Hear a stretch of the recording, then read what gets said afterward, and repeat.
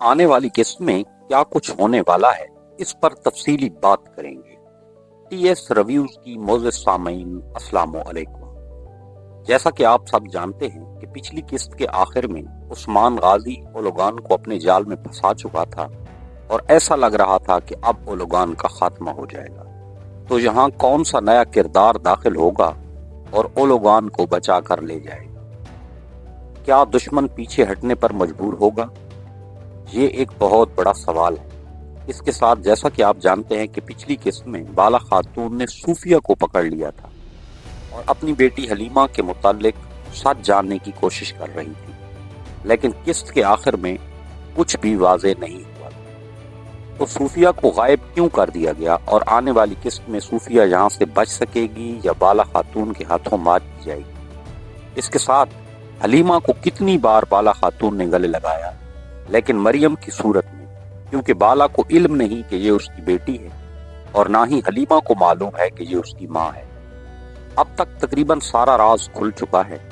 عثمان غازی کے خاندان کو پتہ چل چکا ہے کہ حلیمہ زندہ ہے اور وہ صوفیہ کی قید میں ہے، لیکن ابھی یہ معلوم ہونا باقی ہے کہ ہماری بیٹی کہاں ہے اور کون ہے۔ مریم کو بھی یہ بتانا ہے کہ وہ دراصل حلیمہ ہے۔ ہم سب اس راز کے کھلنے کا بے صبری سے انتظار کر رہے ہیں۔ آخر یہ حقیقت کب سامنے آئے گی اور حلیمہ اپنے حقیقی والدین سے کب ملے گی؟ اس کے ساتھ ہی نئی قسط کے پہلے ٹریلر میں کچھ نئے منگولوں کی آمد ہو چکی ہے۔ ایک عورت خود کو الجدوائے خان کی بیٹی بتا رہی ہے اور اس کے ساتھ ایک نوجوان لڑکا بھی ہے، لیکن وہ عثمان غازی سے جنگ کرنے نہیں بلکہ رشتہ جوڑنے آئے ہیں۔ وہ عثمان غازی سے فاطمہ کا ہاتھ مانگ رہے ہیں۔ ٹریلر میں عثمان غازی بہت زیادہ غم زدہ دکھائی دیا گیا ہے، جیسے وہ اپنی بیٹی کو منگولوں کو دینے پر مجبور ہو چکے ہیں، اور فاطمہ بھی بہت افسردہ نظر آتی ہے۔ ایسا لگتا ہے کہ وہ اپنے والد اور جنگ کو روکنے کے لیے خود کو قربان کرنے پر راضی ہو چکی ہے۔ ان تمام واقعات پر تفصیلی گفتگو کرتے ہیں۔ سب سے پہلے ان دو نئے کرداروں کا اور فاطمہ خاتون کے معاملے پر بات کرتے ہیں۔ یہ دونوں کردار طاقت کے لحاظ سے بہت خاص نظر آ رہے۔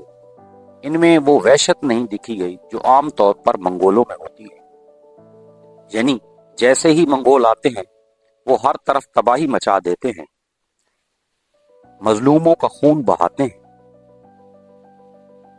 اور ان کی عورتیں بھی جنگلی اور وحشی معلوم ہوتی ہیں۔ لیکن ٹریلر میں ان دو کرداروں کو نہایت صاف ستھرا اور شریفانہ انداز میں دکھایا گیا ہے، جو منگولوں کی روایتی تصویر سے بالکل مختلف ہے۔ مجھے لگتا ہے یہ دونوں اسلام قبول کر چکے ہیں، جیسا آپ نے تاج الدین نایان کو دیکھا ہوگا جو کچھ عرصہ پہلے کائی سیریز میں آیا تھا اور اسلام قبول کرنے کے باوجود بھی اس کی وحشت ختم نہیں ہوئی تھی، اس لیے عثمان کو مجبوراً اس کا سر قلم کرنا پڑا تھا۔ یہ بھی ممکن ہے کہ یہ دونوں اسلام قبول کر چکے ہوں لیکن اب بھی اپنی طاقت کے نشے میں گرفتار ہوں، بالکل اسی طرح جیسے تاج الدین نایان تھا۔ تاریخی اعتبار سے بھی اس وقت منگولوں میں اسلام قبول کرنے کا رجحان شروع ہو چکا تھا، لیکن ان کی سونے کی ہوس اور ظلم و ستم ختم ہونے والا نہیں تھا۔ اگر اس رشتے کی بات کی جائے تو تاریخ کے مطابق فاطمہ خاتون کی شادی ایک ترک رئیس سے ہوئی تھی، لیکن اس کے شوہر کا نام یا قبیلے کا علم نہیں۔ صرف اتنا معلوم ہے کہ وہ عثمان غازی کا ایک قریبی ساتھی تھا۔ اگر محمد بزداق چاہیں تو اس نوجوان لڑکے کو عثمان غازی کا ساتھی بنا کر فاطمہ سے شادی کروا سکتے ہیں، کیونکہ شکل و صورت سے وہ فاطمہ خاتون کے لائق معلوم ہوتا ہے اور ایک اچھا جنگجو بھی۔ میرے خیال میں یوسف کی آنے والی 2 یا 3 اقساط میں سروجہ کی طرح شہادت ہو جائے گی اور پھر اسی منگول کے ساتھ فاطمہ خاتون کی کہانی آگے چلے گی۔ اب بڑھتے ہیں صوفیہ کے معاملے کی طرف۔ میرے خیال میں ممکن ہے کہ حلیمہ ہی صوفیہ کو یہاں سے نکالے، کیونکہ ابھی تک حلیمہ کو اپنی حقیقت کا علم نہیں اور وہ سمجھتی ہے کہ صوفیہ اس کی خالہ ہے۔